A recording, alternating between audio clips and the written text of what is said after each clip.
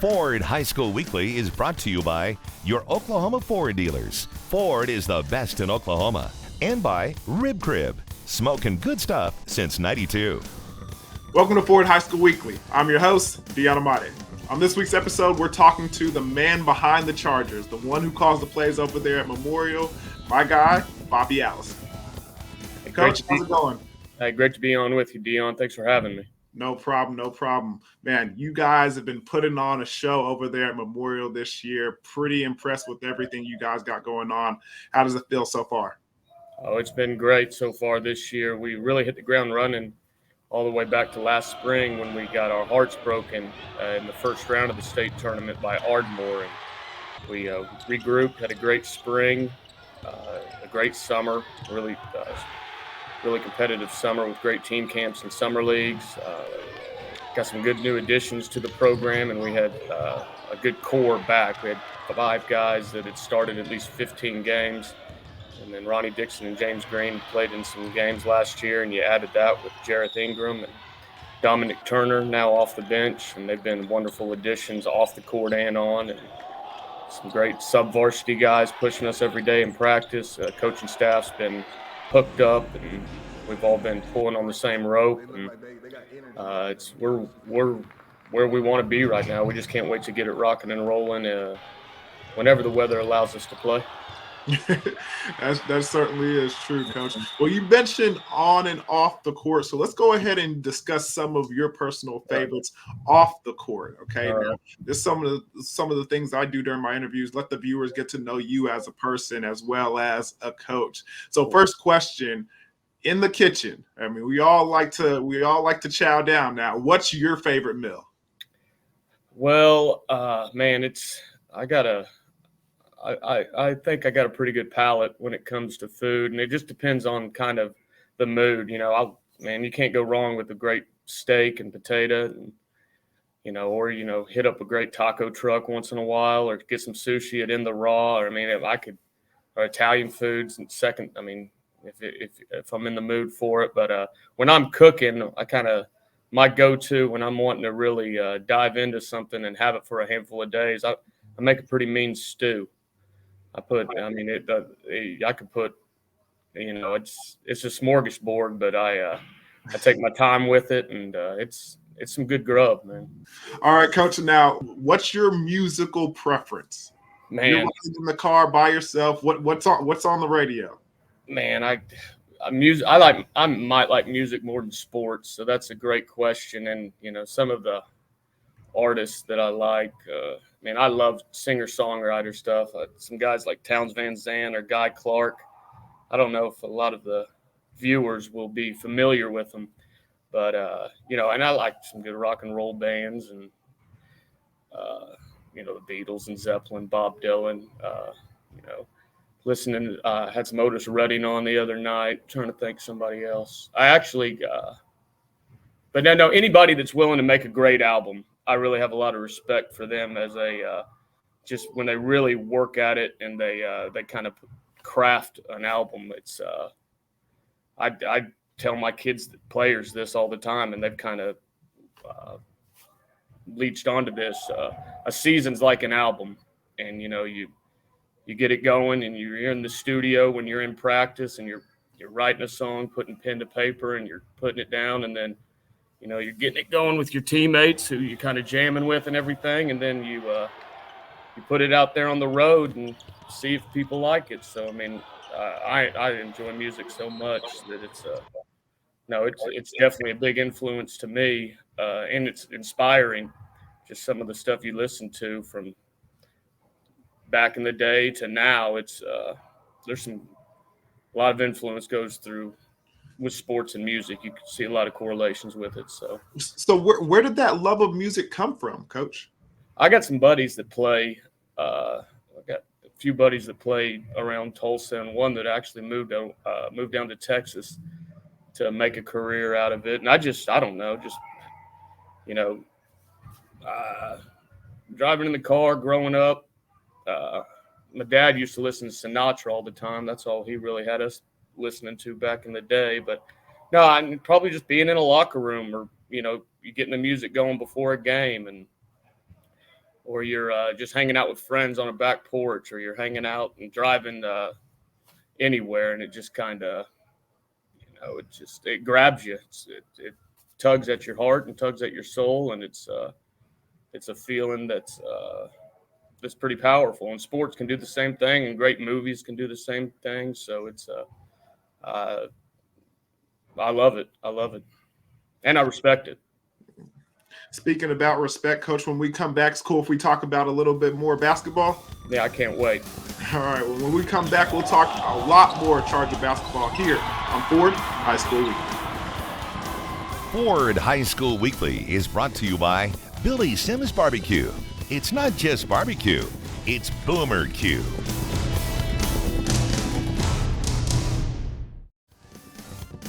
Welcome back to Ford High School Weekly. We're talking with the Chargers head coach, Bobby Allison. Now, Coach, we got a chance to see some of your unique interest in life earlier. Now, let's go ahead and talk about you as a person and your career in basketball, as far as coaching and teaching some of these young, gifted individuals that you had the pleasure of coaching. Like, how did it all start for you as like going back to your days as a player? Like, what sport did you play, and then how did you get into coaching? Right. Well, I grew up and playing all the sports, playing soccer, playing baseball, playing basketball. And my love of basketball kind of grew right in the mid-'90s, and it was the perfect combination of my dad took me to a great Memorial Charger game, I remember, in '94, and I got to see their state championship team play. And right about that same time, the Fab Five got going a couple years before that. And I remember just being enamored by their passion and how they played. And Michael Jordan's on WGN every night, or NBC on Saturday. So this kind of, that combination of all those things led me to basketball to be my first love then. And then I got to high school and played at Memorial. Didn't play a whole bunch, but was on some really good teams. Suited up varsity as a junior and a senior. Had some studs above me and below me. Just, we were loaded there. We had Jason Parker, who was a great player at TU, Caleb Green, who is arguably ORU's most productive player of all time. And we had great success, and I had great coaches that coached me in high school. I had Robert Sprague was the head man when I was a freshman, my first 3 years, and he's a real big mentor. And I just love the way he went about his business every day. It never seemed like he worked as a coach. He seemed like every day was a gift to be able to do it. And then Eric Savage was his lead assistant first 3 years of high school, and then he got the head job my senior year. Took off running with the program and got us to the state semifinals my senior year. We lost a tough one to Union, and then they ended up winning it the next year. But I pretty much made up my mind after I got done with high school, even before then, that I was going to, go to college, get my degree in education, and get back to the gym and be a coach after I got done with school. And I was fortunate enough to get done in 2006 at NSU, and then got back on as a student teacher at Tulsa Memorial, and then as a para the next year. So I was 2 years there, and then I went to Muskogee for 3 years and coached under the Hall of Famer Terry Scott, who was at Central while I was in high school. And he got the Muskogee job, and Coach wanted to branch out. I just didn't want to be just a Memorial player, then turn Memorial coach. So I went and Coach Sprague and Coach Scott connected the dots, and I went down there, and I lived in Muskogee for 3 years under Terry Scott. And Eric Savage left for the Sand Springs job. Coach Sprague called me in the spring of 2013 and said, "Do you want the job?" And it was a dream come true. I got back home and hit the ground running. And Coach Sprague laid a foundation for Eric Savage, and Eric Savage laid an unbelievable foundation for me. And we had a great team in 2014. And I've had unbelievable assistants and principals and athletic directors since then, and great teachers, and kind of the rest is history. And hopefully we keep adding to this great run and tradition of Memorial basketball. When Ford High School Weekly returns, we'll talk with Bobby about his experience Chargers ball club. After coming up a little short last year, in 2022, they want to walk out of Lloyd Noble Center with a shiny new gold ball. Ford High School Weekly is brought to you by Billy Sims Barbecue. It's not just barbecue, it's Boomer Q.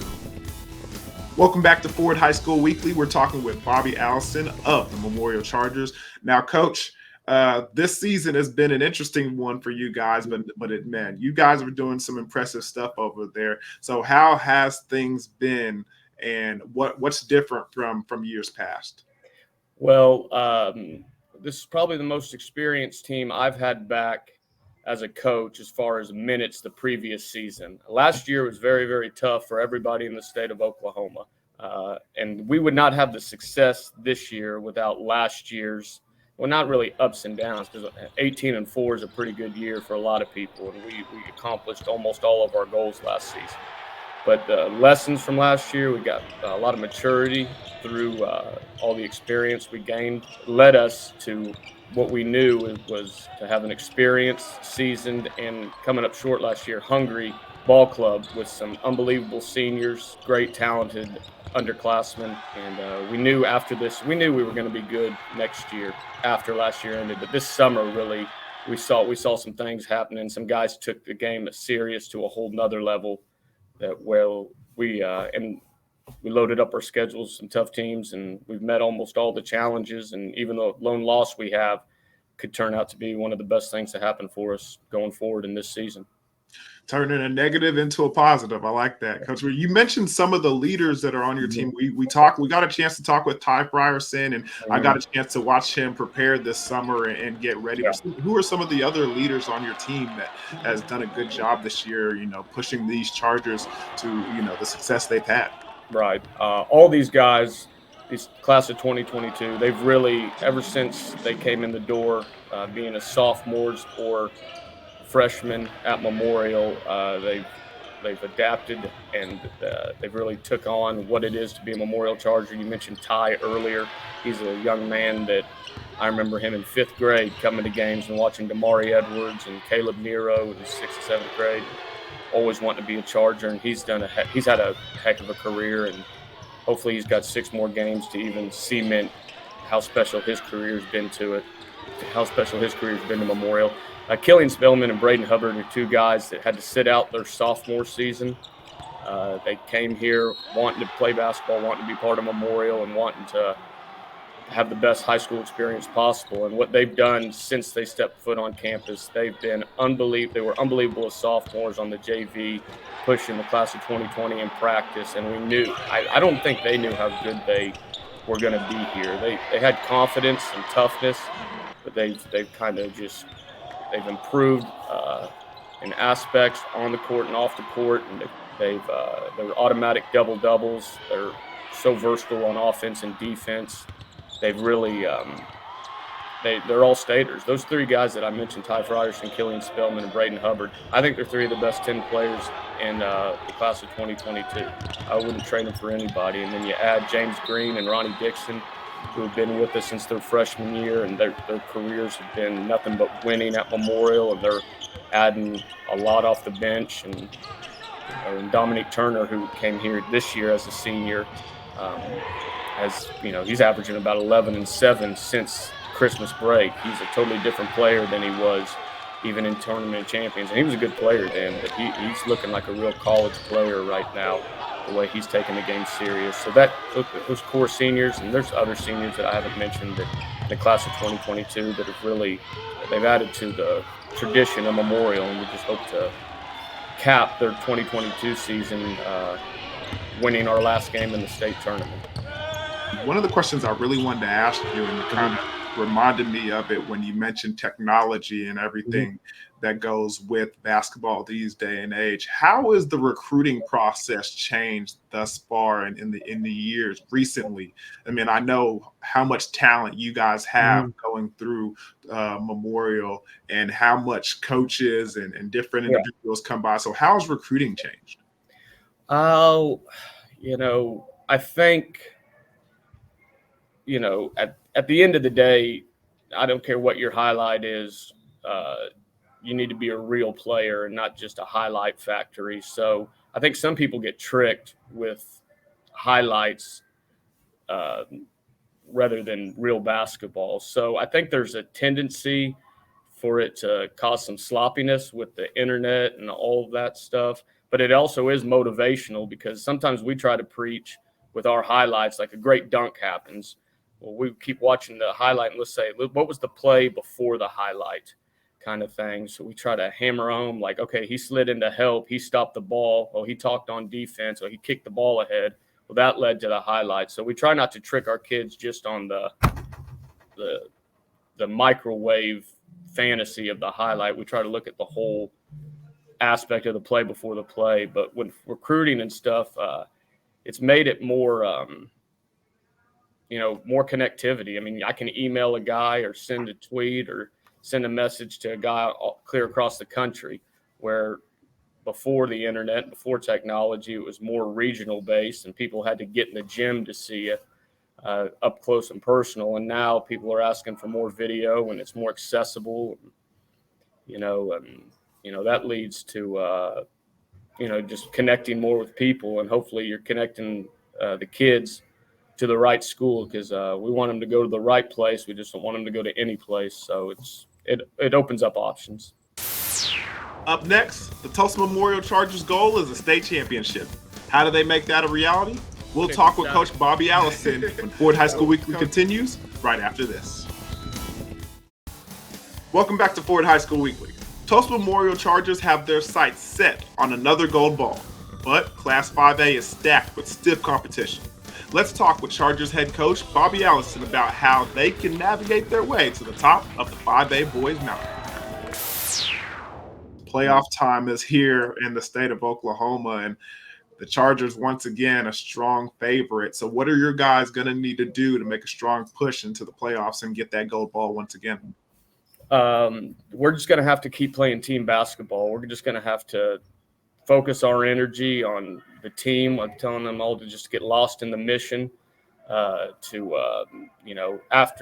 the state tournament, come spring break, you get to be all the individual you want to be through AAU, with your family and everything. But let's just get completely lost in being a teammate this last 3 weeks. I tell those seniors that I mentioned, I said, if you really want to be a college basketball player, you need to be a college basketball player.